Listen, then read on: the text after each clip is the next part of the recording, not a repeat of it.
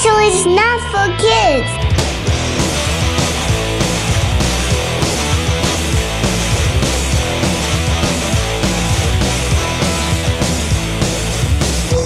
Tom, I gotta choose your own adventure for the opener today. Oh boy. Do you want to talk about our potential pilot for a rebranded Seinfeld where all the characters are famous board game designers? Or do you want to talk about more of the Minecraft movie? I think the first idea you had dies in 10 seconds, but I need to know what it is about the Minecraft movie that is on your mind, because I'm close to being over it already. You're already over it? A little bit. I guess the Minecraft movie part, it's there's not a lot of meat on that bone, if I'm going to be honest. There's not a lot of lava on that chicken, as they There's say. not a lot of lava on that chicken. I did my usual routine. I logged into BoardGameGeek.com, and I'm just minding my own business. This is my safe space. I scroll down, and I see Anthony Boydell, the most famous blogger on Board Game Geek, and the title of his blog post for the day is just Crush and Loaf. I saw that as well. I was actually going to say, I'm amazed you're bringing this up, because I was actually going to say, I think crushing a loaf is one of the most underrated lines of the Jack Black meme tier list. I think it's the most subtle. We need a term for this. A craft head, crafty, to know if they're a crafty. Yeah, a craft maxer. Yeah, you could be eating your lunch and you can just be like, damn, I love crushing a loaf as you eat a sandwich. Mm-hmm. And that's a safe way to get across to the people I'm in the know. I'm part of the... And if they don't know, they don't know. They're not going to react. They'll just be like, oh, he's just a cool person who has cool words for stuff. But if they know, they know. This is reminding me about how in really early Tumblr era, there was a period where people wanted a secret message that they could communicate to indicate that they were on Tumblr. And it was the narwhal bacon or whatever. I don't know that one, but the one I'm thinking of was I like your shoelaces. And to indicate that you understood it was a Tumblr thing, you had to say, thanks, I got them from the president. Which was followed by a gif of Obama saying that just makes me uncomfortable to hear coming from your mouth. I can't even imagine if that happened in Yeah. Imagine 2012 being on UC Berkeley campus and someone walks up to you, they go, I like your shoelaces. And you just go thanks. And you were oblivious to the idea that they were trying to indicate that they were a furry blogger on Tumblr. Did you pick Berkeley for a reason? Is that where you think I went? No, I know you went to UC San Diego, right? All right.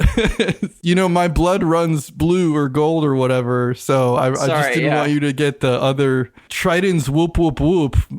I had to do Berkeley exactly so you would get triggered like this. It was all part of my content maxing. I love the idea that any UC San Diego student would be offended by somebody saying they went to UC Berkeley. Let's do the stinger here. Okay. That's professional podcasting is you go let's do this part now. Right. Yeah. Can we do enough of the cold banter opening segment? It's time for the introductory segment. Would you mind introducing us, Kenny? Sure thing. Let me go. I'm going to start right now. Welcome to Shelf Stable, a podcast celebrating board games that have stood the test of time. I'm your host, Kenny Katayama. And I'm your other host, Tom Bowers. This week's episode, we're talking about The Teach. We're going to be teaching you a thing or two about teaching board games, or maybe we won't be teaching. Maybe we'll just be vibing. Maybe we'll just be talking about our experiences. I'm all for it. As people who teach. But before we get into all that, let's just talk about some of the stuff we've been playing recently. Kenny, why don't you take it away? Tom, you and I got to play Valley of the Kings from 2014. This is by designer Tom Cleaver and published by AEG. Full disclosure, this was a review copy sent over by the designer Tom Cleaver. Thank you, Tom. This is a deck building game. It is very much in the spirit of deck builders prior to them kind of getting amorphosized, conglomerated with the rest of the board game ether sphere. when I would say deck builders were at their peak. Before the great Cryptozoic takeover. Before the great Cryptozoic monster attacked or whatever. Yeah, so like deck building games were still being figured out, and they were very, very much like core deck building. Like that is what the game was, and this is what this is. So for context, Dominion came out in 2008. The DC deck building game, which we call the beginning of the end, came out in 2012. This game still came out 2 years after the DC deck building game. But at that point, I think space was still being explored. Like this was like the Star Realms era, because Star Realms came out the same year. Hopefully that centers our deck building fans. Valley of the Kings, the theme is Egypt, and you're preparing to have like the most sick crib when you're dead. Basically, you're collecting things to put in your tomb with you, and you're scoring the things that go into your tomb. And in traditional deck building fashion, you got a river of cards, which we'll talk about in a second, because it's not a river, it's a pyramid in this. You're buying the cards, putting them in your deck, and then later on you are culling them like the same way you would in other deck builders, except any card you cull is the ones that you score. They go into your tomb. So I'd say that's the first definitive difference with this game versus other deck builders. Outside of that, you got very traditional deck building fare. The things I think really differentiate this from other games at the time and kind of made me go, oh, is that it has this very minimalistic approach to building depth. Every card can be played for money or for its ability. So you have to like continuously debate how you're going to handle each card, and you have a great deal of flexibility in how you handle your cards. To further that, you have a built-in culling ability once a turn. You can only do it once a turn, but one of the 5 cards in your hand you can just remove from your deck, which is really strong. I mean, that's the whole goal of the game. You only score things that are removed, and removing generally is good in a deck building game. It makes your deck more consistent.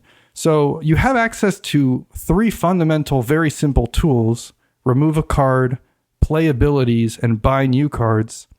But in just using those 3 tools, there's quite a bit going on. I was very impressed. I'm not going to say it's a Knizia game, but it did a lot with very little, I guess is what I'm trying to say. Mm-hmm. I don't know. Did you feel the same way, Tom? Yeah, generally. I think one of the most interesting things this game has going for it is that ability to basically exile cards from your deck, which is a rare-ish ability in other games. In Dominion, for example, I think it only occurs on like 3 of the cards, and 2 of those are somewhat situational. So you don't always have access to some kind of ability like that. So giving the players like every single turn the ability to exile something is really fascinating. What makes it more interesting in this than I think it would be in a more typical deck builder is the value of doing that slows your deck down. Like if you're actually trying to maximize for points, you're putting a card with color into your tomb, as opposed to the starting cards, which are all white. And so getting those types of cards in your tomb, you want to keep cards of the same color, keep collecting more cards of that color, and you're kind of draining your own best draws to score those points. It has like that inflection point that I think a lot of Knizia games have, a lot of games like this have, where it's like pretty simple, but you need to understand kind of that moment where you like make a switch and now you're more focused on just throwing stuff in the tomb than using cards out of your hand for their abilities or for their coin. Yeah, to that point, I think there are cards in here that at first blush, when I saw them, I was kind of like, these seem bad. Like the cat statue, for example. But in practice, the cat statue is actually really good. It's a card that basically forces opponents to give you cards from their deck, which is pretty bad in a deck building game because they're just going to give you their starting cards. But given that you are collecting cards and then putting them in your tomb, during the mid and late game, sometimes you're going to be forced to give good cards to the opponent that collected the cat statue. So it's like an investment. And there's also engines that you can build around just collecting a bunch of chaff and then putting that chaff in your tomb too. So there's a few things that just really surprised me. A card that says each opponent discards a card. I was like, that doesn't seem very good. You're discarding a card functionally so everyone else can discard a card. But it is a significant pacing deal in this game. And sometimes you have cards that you don't need to do anything with. So it acting as like a sort of buffer for your hand. All these things that I'm like, the fundamentals would teach me that this is bad, but they somehow made it good in this game. I thought it was surprising given the fact that it came out in 2014. Yeah, I think it goes back to that interesting tomb mechanic, because if you're discarding your opponent's cards, even though it's costing you a card, if it slows the game down somewhat at all, that can be kind of a powerful effect long term. I do have some very minor gripes with the game. Yeah. The river is a pyramid. So I mentioned this earlier. Completely useless. Actually, annoying. I actually disagree with you on this. You disagree? Okay. A little bit. And here's why. I think there's more than one game that has like kind of a current market and a future market. Power Grid does this, just as an example. It's clunkier than it is in this, because the pyramid, it's just like a sort of intuitive shape. You can imagine the stuff just like falling down into place, as opposed to like there needing to have like a board that has a line on it, or some other structure. It's like for a game that has no board to guide you on where to place your market, I think this is a relatively elegant market structure that shows you what's coming and then tells you what's available. I don't know. I think it's a lot of upkeep for a game that is generally very breezy. Like it's like you're like, ooh, smooth, and then you gotta trickle down these cards down this pyramid so that you can show which ones are available to purchase and then fill the other ones. It does allow you to plan a little bit and not just have a random good card come up in the future, which is always a problem with these kind of games. But like, to me, it felt like more like a gimmick. I was like, oh, it's about Egypt. There's a pyramid. But, I get what you're saying, too. It does allow for a little bit more depth. I just felt like it got more in the way than it helped. The other gripe I have with the game is completely a personal one. But I'm just kind of irritated because I worked really hard on this game that I designed, that I got pretty far in development on. And I just feel like, without knowing, I made a very similar game to Valley of the Kings, except Valley of the Kings is better. Right. So I'm just a little frustrated because you played it, the perfume time bottling game. Yeah. The design ethos with the game I made was, what if Carl Chuddick made a deck builder? What if you had these extremely multi-use cards and you were using them to buy other cards? That's functionally what Valley of the Kings is. Mm-hmm. I mean, I don't think Innovision has a lot of DNA with this, but the whole general philosophy of like using cards in multiple ways wasn't really a big thing in that time period. So it's cool to see that integrated with a deck builder. Needless to say, multi-use cards and deck building, two of my favorite things. There's really no surprise that I enjoyed this quite a bit. So I will be keeping this around in the collection, and I definitely recommend checking it out. The 2014 one is out of print, but my understanding is there have been a few like reprints, and there is like a new Ultimate Edition that includes like all the expansions and all the previous stuff that I think is available on BackerKit right now. It's through like a new publisher. It's through the Games Brothers. Okay. I'm going to guess it's two brothers that make games. They're just two brothers. Just two brothers making games. That was Valley of the Kings from 2014. Okay, Kenny, the next game I'm talking about is Zendo from 2001. This is designed by the late, great Kory Heath and Andrew Looney, and published by Looney Labs. Kory Heath, perhaps most recently known for, in New Game Alert here, The Gang, also unfortunately passed away just a year ago. So we're jumping all the way back in time to look at one of his earliest designs, as I understand it. This was something he built on top of Andrew Looney's Pyramid Arcade. So for those who don't know, Pyramid Arcade was a box of like multiple games that all used these same plastic pyramid pieces. Yeah, basically Andrew Looney accidentally ordered a bunch of pyramids. He did it on accident? I don't know the story. And he was like, holy shit, what am I going to do with all these pyramids? He put them all in boxes and then he made up a few games to go along with them. Yeah, I'm not sure how exactly it happened, but apparently their relationship started when Kory emailed him and said like, hey, I came up with a game. It wasn't Zendo, it was Pantomino, I think. Did you ever play the Pyramid Arcade game where you put one pyramid on like one nipple and then you put the other pyramid like bottom right below your other nipple, and then the other person has to practice pulling both of them up at the same time while using like gopher chucks And this is such an esoteric reference. This is like such a specific reference. I feel like a good portion of our audience has watched Kung Pow. I don't know that Kung Pow is one of those like escaped containment type movies. It's like a bit of a... If you got that reference, write in, please. You need to let Kenny know that you understood what he was talking about from the jump, because I was frankly confused at why you were interrupting me. Anyway, it was just such a good joke. I had to interrupt you for that. It was required.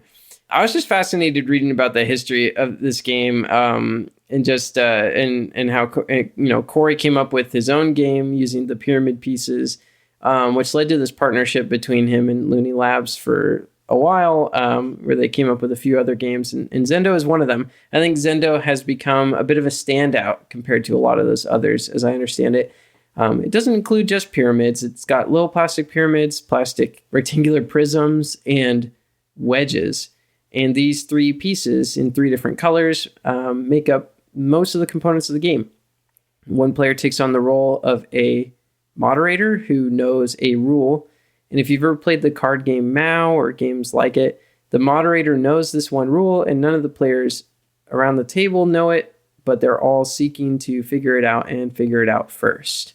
So yeah, just a straightforward logic puzzle. It's a very cozy, tranquil experience. I'd say even more so in like one-on-one games if you're just playing with another person. It's because like the moderator is not like incentivized to just give away the answer. And so it's interesting how much you have to think about how to communicate with these pieces in a way that still leaves enough challenge for the other players so that it doesn't feel frustrating, but that there's like a lot of questions to kind of explore. It's nice. It's tactile. And I'm going to use the word cozy again, because I know Kenny has a lot of opinions on cozy, but I think this is one of the... cozy? I think this is one of the more cozy experiences you can get from a game, from my experience. I mean, it's more... Especially playing it one-on-one. I agree. It's more cozy than a lot of games that claim to be cozy. I'll give you that. Yeah. But like, is it cozy? It has like a competitive nature, but not really. It's like everyone at the table is... Pyramids are definitively sharp-edged. It's not cozy because you might get poked. If it was cozy, it would need like only cylinders and spheres. Yeah, famously easy to build structures with cylinders and spheres. I mean, that's the thing. That's the other thing too, is they got you in the rule book, Kenny, because they explain like we tried this out with many different shapes, and these were the three shapes that we felt led to the most fun. We have someone in the group that really likes this game who brings it pretty much every week. I can see why. I think it's very much a replayable game. I think there's a lot of joy there, and it plays at all kinds of different player counts. And player ranges too. Like you can have player kids doing it. Like you can have experienced gamers like trying to get sweaty about it. You know, it offers something almost for everyone. I think the hint things, like how you pick what the rule is, are really fiddly. You've got these like clothespins like paper clips. They have like paper clips that you put on the side of the rule. Yeah. But everybody always gets confused about where you can put them and how to put them. And you can't really show them because then you know what the hint is. So either it's always the person teaching the game that is the hint giver, or like people just mess it up. I wish there was like a more streamlined system for that. I do think that's a bit of a limitation because there literally is like a second rule book, and it almost is like a dungeon master's guide to play in this game that someone has to basically be like a Zendo DM. Yeah. And yeah, that's a bit of a flaw in that sense. It's not like Codenames where anyone can just take on that role. They need a deck of cards. You draw the card. It tells you what's the first hint you give. It gives you the rule. You're good to go. That way it offloads a lot of that responsibility. Well, you know, this game is 24 years old. Who knows? Maybe they will start a Kickstarter soon to get a new edition. Maybe we'll make the Zendo deck. Yeah, I could see that. I like a companion expansion of sorts. Yeah, just a deck that has rules and starting structures, and it simplifies that part of the process. I could see that. Zendo from 2001. Nice. Good experience. Tom, close your eyes. Are your eyes closed? because there's a vampire behind you. Don't touch it, because if you touch it, it's going to bite you. We're playing Nyctophobia, Vampire Encounter from 2018. This is the second Nyctophobia in the series. I think they got released pretty closely together. Nyctophobia is a super interesting game designed by Catherine Stippell, originally with her uncle in mind. Her uncle is very into board games, but is blind. And so she was like, what if I could make a game that was playable without any sort of like additional assistance for folks who are visually impaired? It's a horror game where you literally are blindfolded. You have these like blackout sunglasses that come in the box. There's a quote unquote DM, a lot of DMs this time around, who is both playing the vampire as well as guiding your hand to the right location. And so when it's your turn, they will place you on your piece and you decide where you want to move. I think the most interesting aspect of Nyctophobia, outside of the idea that you're playing it blind and feeling around for the pieces, is that feeling in and of itself is a mechanism. So you're in the dark, you're in the woods, a vampire's chasing you. If you want to move into a space, you basically have to feel around with your hands to move into that space. But if at any moment you touch the vampire, you get attacked by the vampire. On the flip side, if you don't touch anything, you're never going to progress in the game. And the vampire is just going to get closer and closer and hunt you down. So you kind of have to feel, you kind of have to take those risks. But that whole push and pull is like really interesting. When I originally was learning the game, I thought that you feel all four locations around you and then you choose which one you want to move to. But no, the rules don't explicitly say that. They say you may feel in any direction and then attempt to move in a direction. So you actually have more agency and control over whether or not you're being put in danger. And you're kind of like have this push and pull of like, how much do I risk? And that's really where the game shines. The game gets so much more interesting when you start to play around with that aspect of it. I play this game both as the vampire and as one of the members of the group stranded in the woods. There was an actual fear being generated to a certain extent. Especially when we played in a more intimate setting where we had like spooky music, nobody else around, and it was just me and two players playing as those in the woods. There were moments where people were like legitimately trembling as they were going to reach for their piece because they knew that if they made one wrong move, like the vampire was basically breathing on their neck. Very, very cool. It's hard to describe this game. So much of it is like touch based, but if you see the pieces, you can kind of like understand what we're talking about. The irony of like, if you see the pieces, you'll understand this game where you like don't have to like have any vision. I will say that it was way less scary at a game night with like 12 people laughing in the background and playing it with 5 players versus 3. Vampire tried to like still set the stage. I would say it was frustrating as one of the people trying to navigate. And there were definitely moments of like anxiety, but I wouldn't say there was fear. Maybe I'm just a braver human being. Maybe I wasn't scared, but I definitely preferred this game as a vampire / viewer than as one of the people trapped in the woods. I think it's because as a person trapped in the woods, there's just so much going on and you can't really remember what's going on. You just feel disoriented.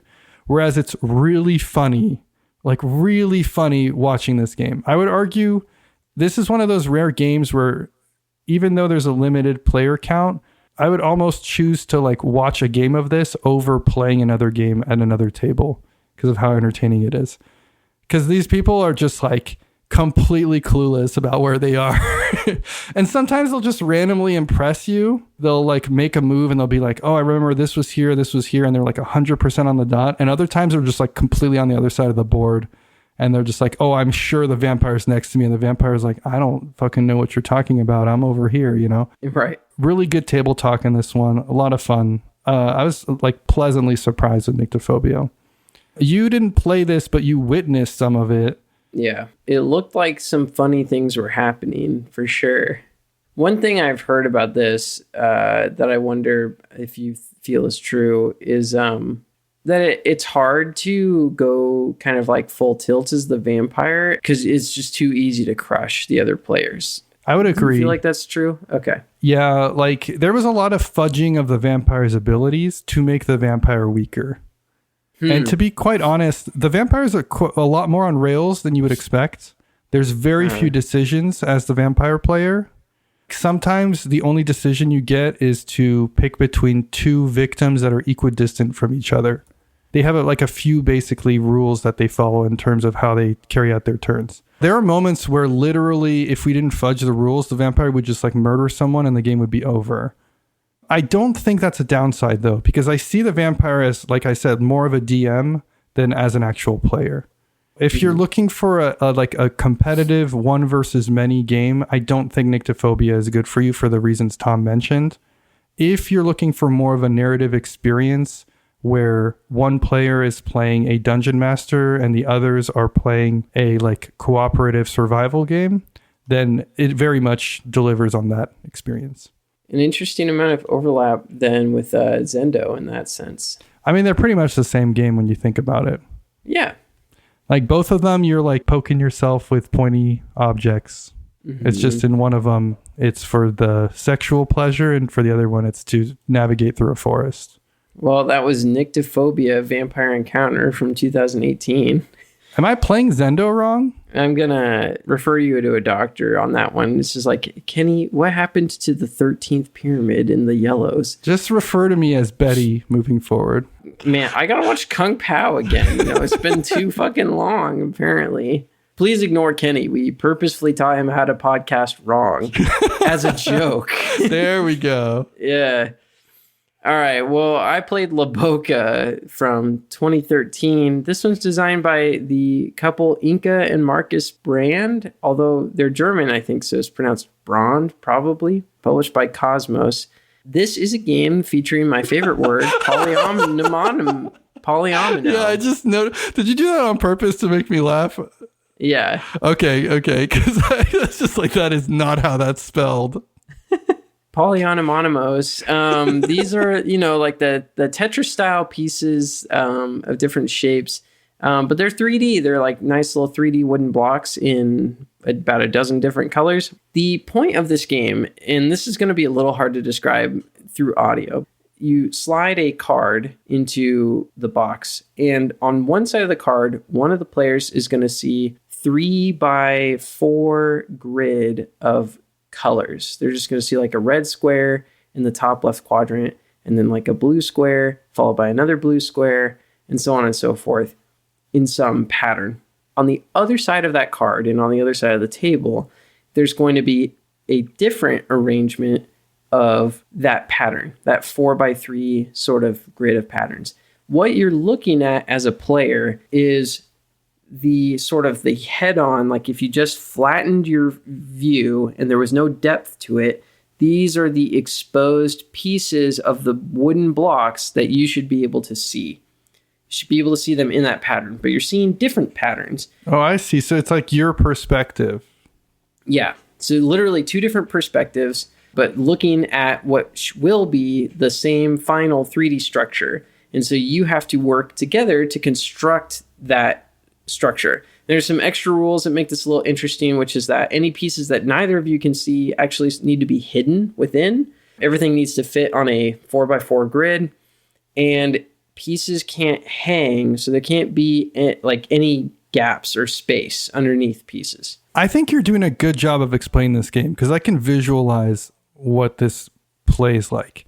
I have no clue how I would actually play this game well, though. So even though I can understand the rules, right, it is frustrating me just thinking about doing it because I know I just instantly would be bad at this. That's very possible. I assume with practice you could get a lot better at it. It's one of those, I feel like the puzzles are not exceptionally challenging, and so to that end, it's much more about how quickly you can ascertain what needs to go where and how well you can work with the other player. To me, this just sounds like when people memorize the faces of a Rubik's Cube before they start to do it. I just can't. Right. I just have to revisit my work. And the idea of visualizing where each thing is spatially while you're rotating it is just anxiety inducing. Oh, interesting. I didn't know you struggled with this that much. It's not like I have difficulties with it as much as just it feels unpleasant to just even think about. This is like me with word games almost. The experience you're Okay. describing, because your mom was like trolling me at the live show that like maybe I just don't know how to spell. I'm like, no, I think my lexicon is pretty robust, shall we say, but in the number of words that I would know how to write, I think I know, but it's the mental exercise of like using the letters to formulate words. That just for whatever reason, it's not like it actually hurts my brain per se, but it just like it wears me out more quickly than something like this sort of spatial puzzle. Got it. I don't know what I'm on this week. I guess I'm just really into puzzly games recently, but La Boca is a really cool one because you don't have to play it for points. You don't have to score it and all that stuff. And I think it works really well as more of an activity between you and another partner. I think this can be almost like a relationship building exercise. I want to try it. I have a feeling I wouldn't like it, but I do still want to give it a shot. It's relatively unique, the idea of an actual game piece having more than one side, more than one facet that only one player can see at a time.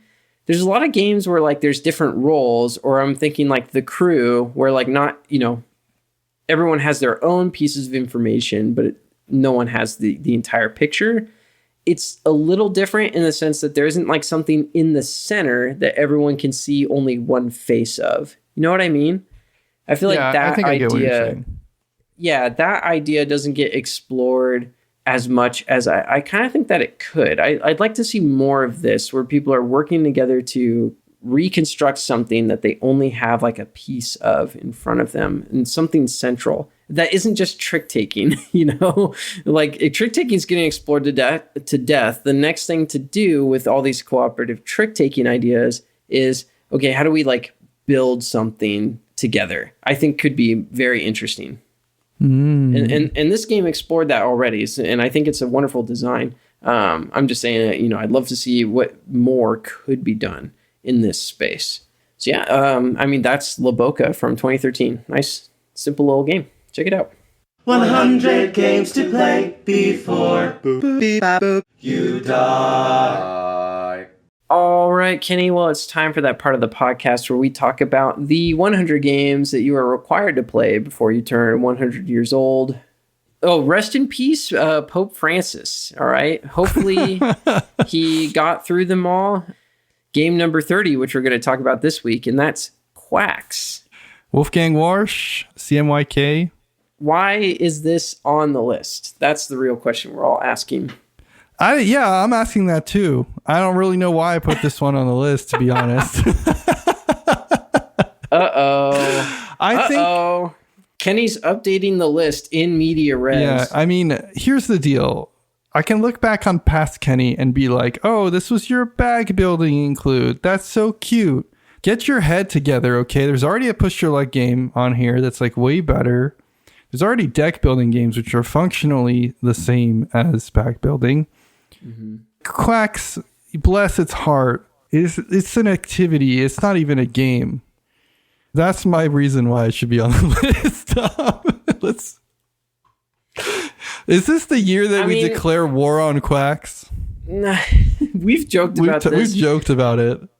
This is honestly a real call out to our listenership. If you are out there and you are a huge Quacks fan, convince us why we should love Quacks as much as you do. Because it's not even that. Convince us why it's in the top 100. Because I like Quacks. I own Quacks.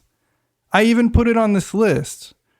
But I do not understand why the folks who are like, oh, Ark Nova's so good. Oh my God, Terraforming Mars. Oh, Brass Birmingham and Quacks. Oh, Twilight Struggle. Yeah. Yeah. Somehow it fits in the middle of all that. Quacks is such a bizarre include in that top 100 that I need to understand why. I need it. Maybe we're missing a fundamental rule about how to play the game that just blows this game up. But to me, it's so random.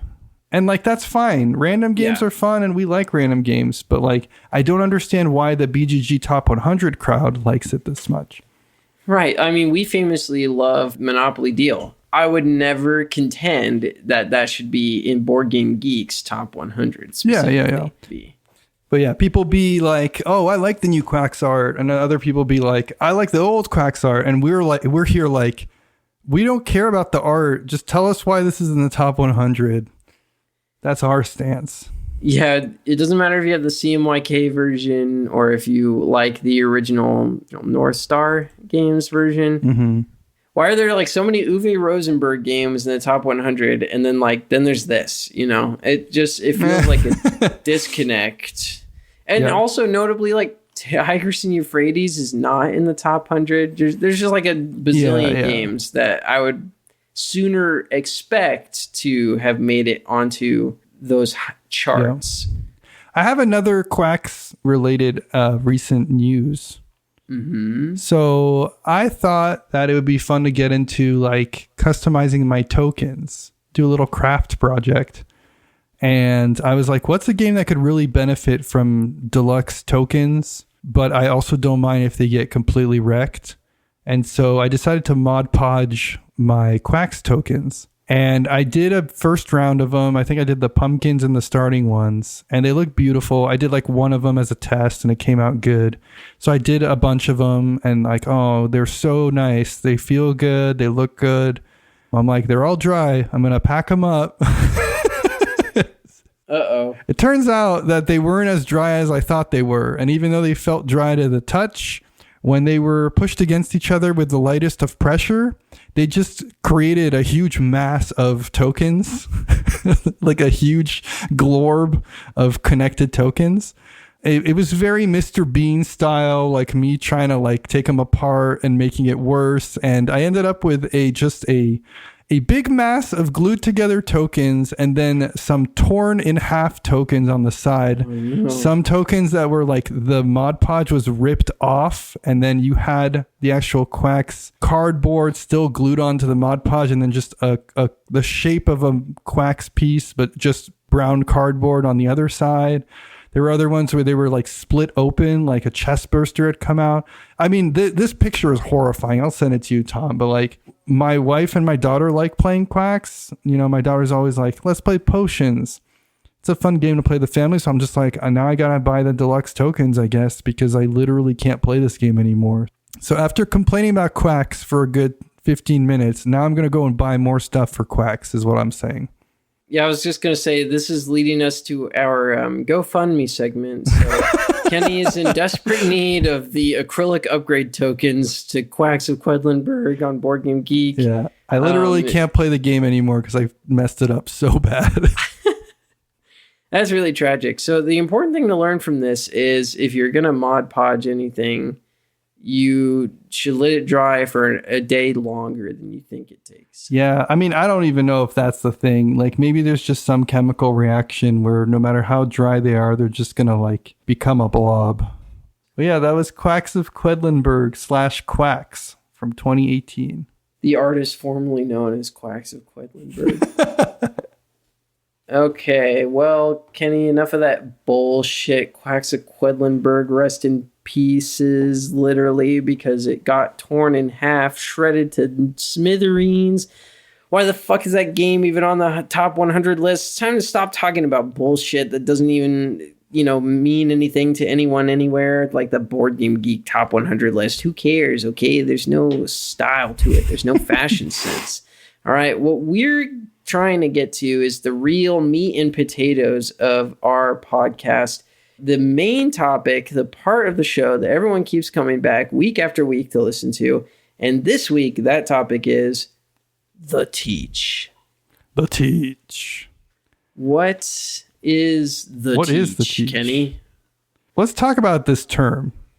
Because every two weeks, there's a real nincompoop that gets on Board Game Geek and starts a forum thread that's like, I'm sick and tired of hearing people call it the teach. Teach is a verb. Teach is not a noun. Language is fluid. Got him. That's right. We're using our platform to pick on semi-anonymous Board Game Geek users that keep making annoying threads about the same topic week over week. It's one thing if one person just said it off the cusp of their head and then nobody understood what they were saying, because if you can't communicate your intent, it doesn't matter. Like, This is like a well-known term in our community. I don't know why people are being pedantic about it. Like there's so much weird like gatekeeping that goes on in board gaming, and it's like, can we all just like be chill for a second? Like, is it actually a problem of gatekeeping, or is it a problem of people like not lurking long enough? Like they see people using the word "the teach." They don't stick around long enough to think about what it could mean. They're like, I could get geek gold if I make a post. So they make a post. No. About what they see as they a know problem. what it means and they've seen it, but they're like, I know grammar and this annoys me, and I'm gonna tell them that they're using the word wrong. And I'm just like I do not care. If it makes you feel like more of a human being to point out how a term is being used differently than it used to be, like, cool. It's what is it like? Did you know that it's all intents and purposes? No, okay, sorry, you're losing me here, because that one specifically is like my pet peeve. When people say intensive purposes, I'm like, did you really never think about what someone might be saying? That doesn't make any sense. I also have a huge issue with Excedra. Tom Vasel in particular, you know, he puts the name Tom to shame every time he says Excedra, like it's a medicine. It drives. I didn't know that one. That's pretty funny. Yeah. What's his name? The Watch It Played. Rodney. Smith? Rodney says curds instead of cards. Well, he's just Canadian. Now you're just being racist. But here's the deal. I don't think there's a right way to say words. Except for etc. Except for etc. To me, like, I could be annoying on a personal level, or like maybe that's not how I would say it, but it's not like you are wrong. That is how this is said, I guess is what I'm saying. Right. I think what you're getting at is a true and good thing, but it's different from people like mispronouncing like idiomatic phrases or whatever. We're not gonna have time for the topic at this point, but I don't care because well, here's the deal. This is quite the tangent. If the statement was, I do not like when people refer to the teach as the teach, and here's my reason, I would be fine with that. But when people go and be prescriptive and they're like, the teach, they're like, it's not the teach. And teach is a verb. You are wrong. Yeah. It's like there is no right or wrong, I guess is what I'm saying. You're like, it's language, bro. It's subjective. This is a subculture. Okay? We've invented new terminology because there's a shared intersubjective reality. It's just weird. It's like people saying like meeple is not a word. It's like, what are you talking about? I don't know. Like nobody says that. Come on. Anyway. Be a part of this. I hope this was helpful to people that were looking for an understanding of how to teach games or something. You know, I think we definitely delivered on the topic.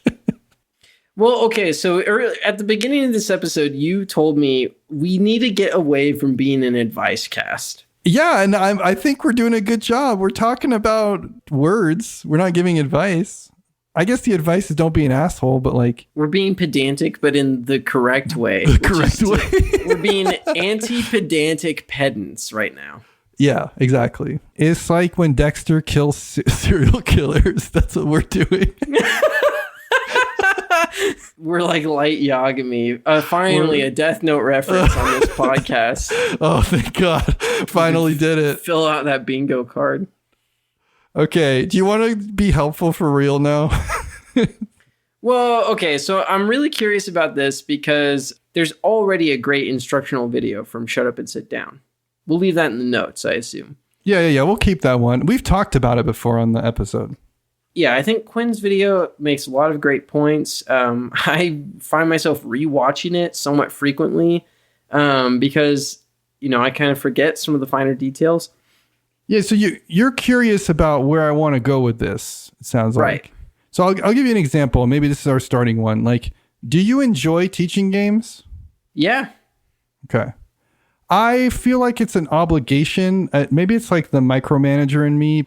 Sometimes I'm just like, I got to do it because I know no one else can do it better than me, which I know, that's like, I know I sound horrible. I'm just being honest, right? Like, okay, I'm not proud on this episode. I'm not proud of that sentiment, but sometimes I'm like, I'm not the hero this table deserves. But like, I'm the one they need. Yeah. I take some pleasure in it, but some of it feels like a social obligation too. Mm. And a lot of that has to do with the fact that we're usually the ones that learn the games too. Yeah, I'm kind of with you in the sense that it can sometimes feel like no one could teach this game better than I can. But I wonder how much of that is like because I'm the only person that actually read the damn rule book. You know what I mean? 80% of the time it's that. Yeah. That's just incidental. There are absolutely moments where I'm like, you want to teach it or do you want me to teach it? You know? You're talking about between you and me specifically? No. Just like when I'm at a table and there's myself and someone else knows how to play the game, I'll always I'll do like the little did I do that face? And I'll be like, do you want to teach it or do you want me to teach it? And then they're like, you go ahead and teach it, Kenny. And I'm like, oh boy. And then I go and I start to teach it. Again, because I have this idea in my head that I'm going to teach it better than them, which maybe this is my therapy session. I need to be okay with other people taking the reins. Well, that makes me think, because you're bringing up specifically a situation where there's two people that know how to teach it, and you're like, how do I hand over the reins? Easier said than done a lot of the time, because it's very easy, at least I think for both of us, to sit there squirming that's not how I would do it. But the funny thing is that I think I underutilize when I'm in that position is the mindset of being the flight attendant. Oh. Just like how the pilot or someone can be speaking about how to pull out your safety vest and pull the string, the ripcord that inflates the vest and all that stuff, while the other person who's not speaking does the physical demonstration. I think that is a role that is more fun. You're manipulating the pieces on the table while someone else is going Yeah, so you're actually really the person teaching the game when you think about it. Right. It's a way to take control back after you've handed it over. And that's what I'm really all about. I think you and I do something which at least I really appreciate. God, I sound like such a narcissist this episode. But you and I do something that I really appreciate, which is that if somebody else does take the reins, we're not every 5 minutes adding our rapper, yeah, There's nothing more annoying than when you're teaching a game and someone is like, oh yeah, and you do this too. And oh yeah, it's not helpful if there's two people at the table and two people are teaching. It's much easier for the people learning the game to learn from one person. Even if you feel like you could contribute to this, save it till the end. And if you really are the kind of person that struggles to stop yourself from being that person, pull out your phone and start go to the bathroom. Watching reels on silent or something. They all have subtitles now. There are people who are really nervous about teaching games. Yes. There are people in our group who started talking about this topic. They kind of did our homework for us, but they were like, yeah, sometimes I get anxious teaching a game because I want to make sure everybody has a good time. I want to give them everything they need, but I also don't want to drag the teach out. That's a really hard needle to thread, I feel like. I suffer from this greatly. I'm trying to do more and more prefacing. Something I realize that I think is absent from a lot of my own teaches is hyping. You need to spend, I think, just a bit of time getting people onto your side about why they should even be sitting at this game. Yeah, why are we here? When you're interested in a game, you read the back of the box or you watch YouTube videos about it, then you get that hook. But if you're sitting at a table and you're seeing a game for the first time, you're not going to get that hook. And so then they're so first, each player goes and places their thing on a different position here. You're what are we doing? I think giving them the hook up front helps them to compartmentalize what you're about to say. Yeah. When you're setting up Samurai for the first time, you have to point out that on the Rio Grande box, it says, Kono game wa saiko. Yeah, and it's very important. And then translate that for them and then explain their role as a Japanese leader and your faction is vying for control and all that stuff. I'm half joking here, but legitimately oh, yeah. Samurai is an abstract game, but it has a theme about feudal Japan. So hype them on the idea that they're a clan leader and they're employing samurai and other influences on these different things. And you in particular, by the way, I'm calling you out. do a bit of a bad job with this at not leaning into the lore. For sure. You totally defeat the lore by just calling every gray resource steel and every yellow resource piss. Like, it doesn't matter what the game is. It's like if it just has like abstract resource trading and there's yellow ones in it, you're going to be like, these are piss. Gray, purple, and yellow resource. Steel, jelly, piss. Here we go. Which I think sometimes works, but I will say I think more people than maybe you realize might actually be invested in the potential theme that the actual rule book came up with for whatever the resource is. You don't think, okay, I agree on like when I just explicitly replace every resource with a joke, but you don't think that when there's a yellow resource, calling it piss doesn't enhance the game? I feel like every game we've done that with has been better because of that. I think it's fine to do something funny like that, but I guess it sort of depends on what sort of vibe you're trying to cultivate with the game. With a sidereal confluence, I totally understand it, but at the same time, I guess if I knew what the resources were, what the factions were, it's like I might like have like a headspace where I'm like, it's a more regal, like stock exchange sort of political thing, which it's not really. So I don't know. I'm not sure what I'm getting at here. Yeah. Like I'm with you on other games, but like Sidereal, the cubes, like they might as well not have a theme associated with them. Like they're literally just different colored cubes. Right. I guess it's a bit of like to each his own. And there's definitely a way in which just calling the yellow cubes piss can be really funny. But if you have a sincere attachment to the game and you think the theme is part of it, you know, do that little bit of extra work to remember what the author, designer named the pieces. I think a good example maybe is like in Century Spice Road, your spice traders. If you tell people what the spices are, they may not care, but it might actually help enhance their ability to remember. I don't think there is a definitive good way to teach. I think there are good characteristics to teaching that different people embody, and some of them are even at odds with each other. I do think there are bad ways to teach. And a lot of the times it relates to empathy. I find that the worst teaches are the ones that have no game plan, and the worst teaches are the ones where the person teaching is not putting themselves in the shoes of somebody who doesn't know the game already. So if we were to give any sort of advice, it's don't do those. Remember, they don't know the game. That's why you're teaching it. Also, pause. There's almost this like rush aspect. I don't know if you ever feel this. I feel this where it's like we're missing out on time where we could play. So I got to go. But it's almost like you would save time if you just like pause and thought about how am I going to approach teaching this game? It's like a meta game. It's like you're like playing the game before the game of like, how do I get this information in their heads? The thing about this is like it's more of a skill that needs to be sort of like learned, practiced, and honed than I think people realize. Which is why there's always I think there typically ends up being like one or two teachers in a group, right? Yeah, and I think if you're like, I don't like teaching, you definitely are not going to get the experience, and then you're not going to get better at it. I don't think anybody just off the top of their head is good at teaching. I think some people can be better, but nobody starts off just straight up first game that they teach doing a good job. Right. It's like comedy. There are people who are better at comedy than others, but everybody bombs the first set that they do.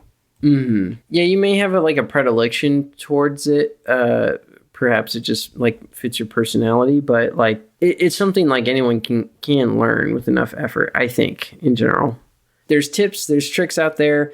We're not giving them out because we're not an advice cast, but you can find videos. You can say something if you want, Todd. I didn't want to like block us from, I don't know. I feel like this is going well so far. Do we want to like pause? I think this topic's going good so far and we're not doing an advice. So yeah, I know. I'm just joking with it. One thing though that I did want to get across is the like how it's played videos. These days for a lot of new games, they'll just straight up buy Rodney's time and like have him be the person that teaches the game.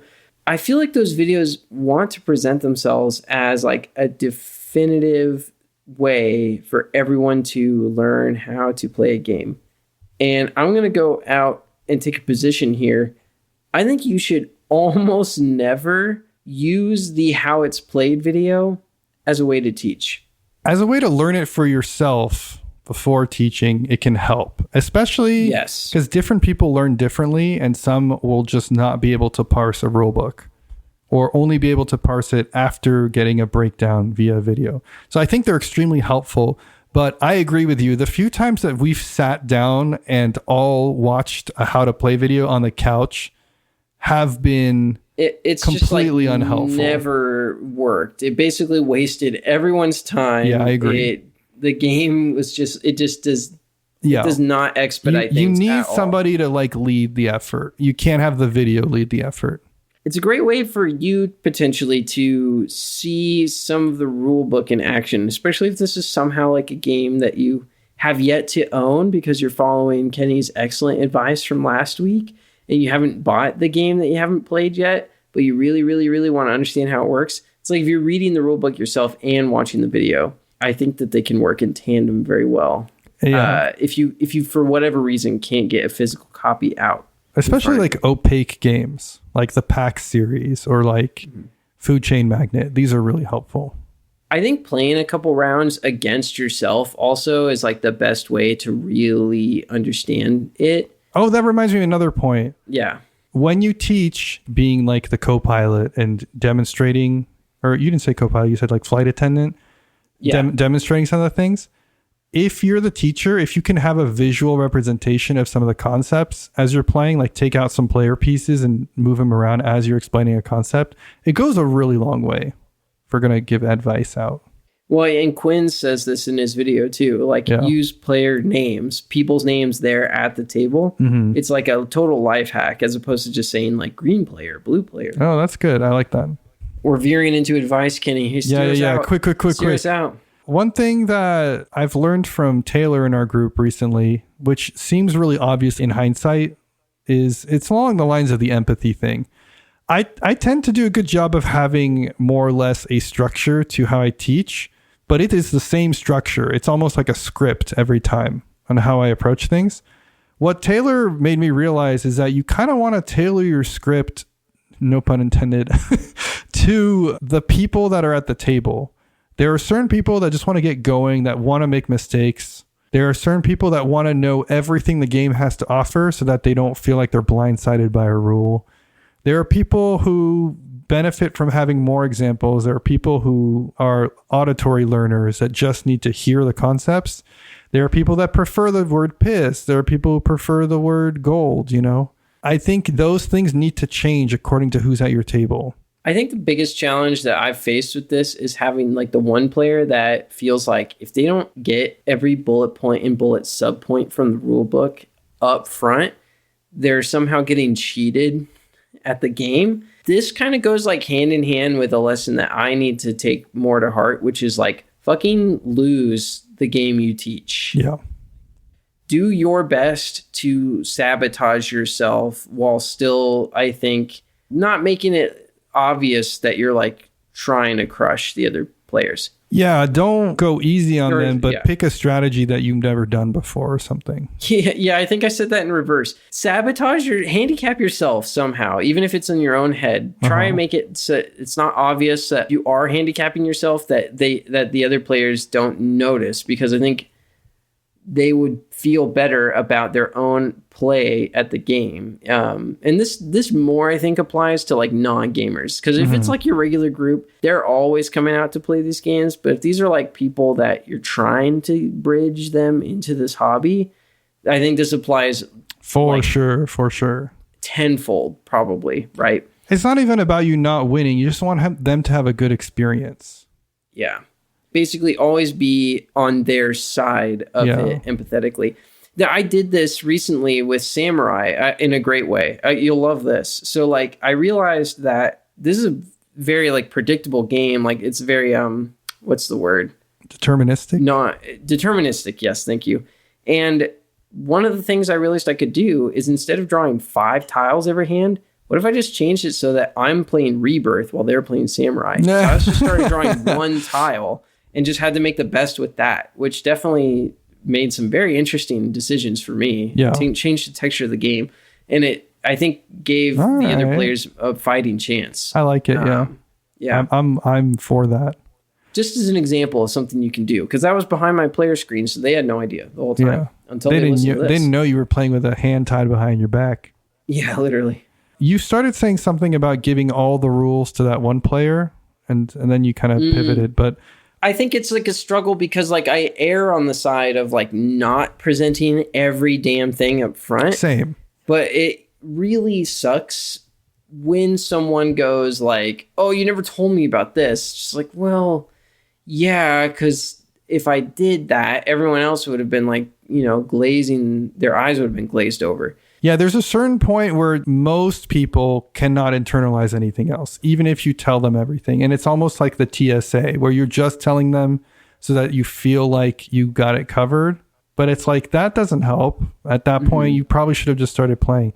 I think that the better route is, I'm not going to teach you everything. I'll teach you some things as we go. That might affect the gameplay, but probably not too much. You need to get over this or something like that. And definitely mentioning it up front. Like, I'm not going to explain everything you need to know, but I'll bring it up as soon as it feels like it's about to become relevant. I think that's the key, what I try to do. is qualifying that with people. And I forget to do it sometimes. I will say sometimes there are still people who are just like, I need to know every rule. That's fine, but do it on your own time. Either read it as we start playing the game or come prepared. Because I don't think the onus is on everyone else to patiently sit around while you're getting a breakdown of every single rule. Do you like how I was like, I need to get better about being empathetic when I teach? And then I'm like, yeah, but if you're this kind of person, I'm not going to tailor to you. You're this kind of person. Shut the fuck up. Yeah. Go watch the RTFM video on your own time. I don't know. I think I agree. Like, if you know you're going to get into a bit of a heady game and you have this kind of person, or you are this kind of person, go watch the video ahead of time. Sometimes you don't know you're going to get into it. But if that's the case, just say, I don't want to play with you. You're hard to teach games to. I don't know if anyone ever needs to go that far, but I think qualifying, like, look, if someone's really making being a stickler about it, I think the way I'd probably approach it is like, I understand you really want to know everything so you don't get blindsided by stuff later. I will give you as much heads up as possible as we play the game. But if I start telling you these advanced concepts when we have not even taken our own turns yet, it might not even make that much sense what I could tell you next, right? Like, there's like a second layer a lot of the time to a lot of games, and it detracts from learning the first layer. Something tells me that what you just proposed is probably a better approach than saying, I don't want to play games with you. I think it's possible, that it might go over a little more smoothly. So someone in our group brought up the no teach, which they qualified as only with very experienced gamers, but you set up the game and you're like, how do you think this game plays? And then you get their interpretation, and then you just clarify what they got wrong or what they're missing. I think that can work with simpler games and with people who are really, really familiar with games. It can definitely create room for error, or maybe even more clarifications and more. Because as soon as you have an idea of how something might work in your head, even if somebody tells you, no, that doesn't work, you still might mess up and internalize that. So I don't know. There's benefits to it, though, especially if you're like, I really don't want to teach right now and just jumping into it. If you have that person and you know that they're pretty good, especially if everyone else at the table knows how to play, I think this can be a really good approach. And I had never thought of that before they had mentioned that in our discussion. So thanks for pointing that out. This is actually how I taught Terra Mystica most recently. That's insane.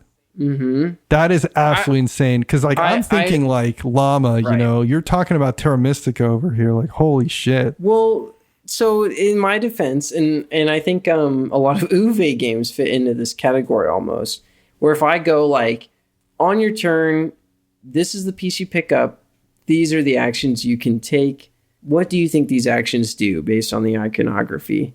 And then I like wait patiently and allow that person to sort of like unpack the iconography for themselves.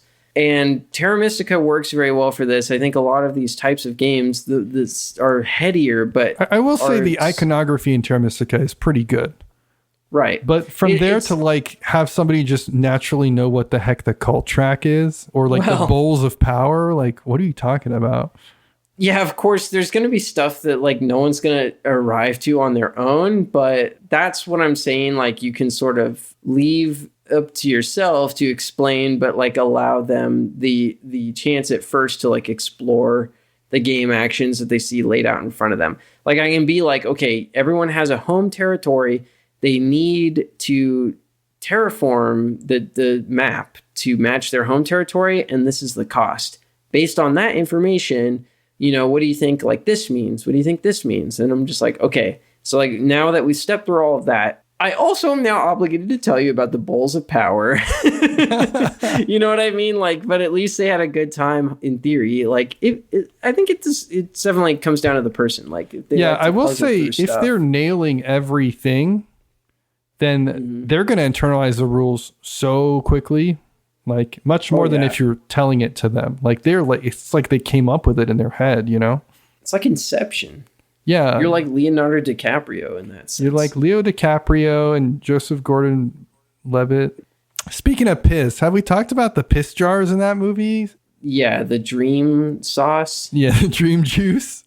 There's literally a scene where Leo's like, oh, I know a guy that can get us the dream juice. And the next scene is like a guy, like a shopkeeper, and he's just surrounded by jars of piss. And like, I talk about this scene with people and they're like, you're insane. That never happened. You dreamed that scene.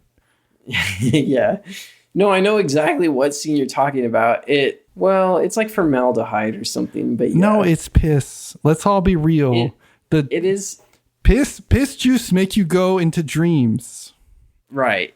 I mean, that's what they say in that film. I do like Tenet. I still need to watch it. I keep hearing about it. We talk about Tenet so many times on this podcast. I know. Do we want to wrap up? All right. Any other? Can we just turn this into a movie podcast? Yeah, if you're listening to this, we're coming back after 30 minutes of talking about Inception. So I've hopefully cut out a large chunk of it. Thanks, everybody who listens to this godforsaken podcast. We really do appreciate you out there. I want to thank you especially to Michael, Tyler, Devin, and Josh of the Boise Rainbows for your cool segue music. And thank you to Bonehouse for letting us use your song Rot as our opening theme. If you're loving the cast, share it with a friend or on Reddit or on BGG. We now have a micro badge, Tom. Ooh. Micro badge. Look at it. Yeah, we'll put a link to it in the show notes. But if you're not someone who has geek gold or don't want to be spending that geek gold on a micro badge, we totally understand. If you do end up sharing it with a friend or on Reddit or on BGG, send us an email along the lines of like, I plugged your cast, you charlatans. Now give me my badge. That can be the subject line. And then in the email, say like where you plugged it and what's your geek username. And then we'll send you the micro badge. Wow, a little promotion. There you go. Because like I want people to get the micro badge, and if they don't have geek gold, I don't want them to be stopped by that. So if you'd like to reach out to us directly, send us an email at shelfstablecast@gmail.com. That's where you can send that message. All this and more available in the show notes. Tom, what are we doing next week? What are we doing with our lives? I don't know. I don't want to be here anymore. It's a Kung Pow reference, by the way, for anyone wondering. Next week, Kenny, let's talk about, is your game bad or is it just not for me? All the answers you need and more next week on Shelf Stable. Oh my God. So, Kenny Jockey.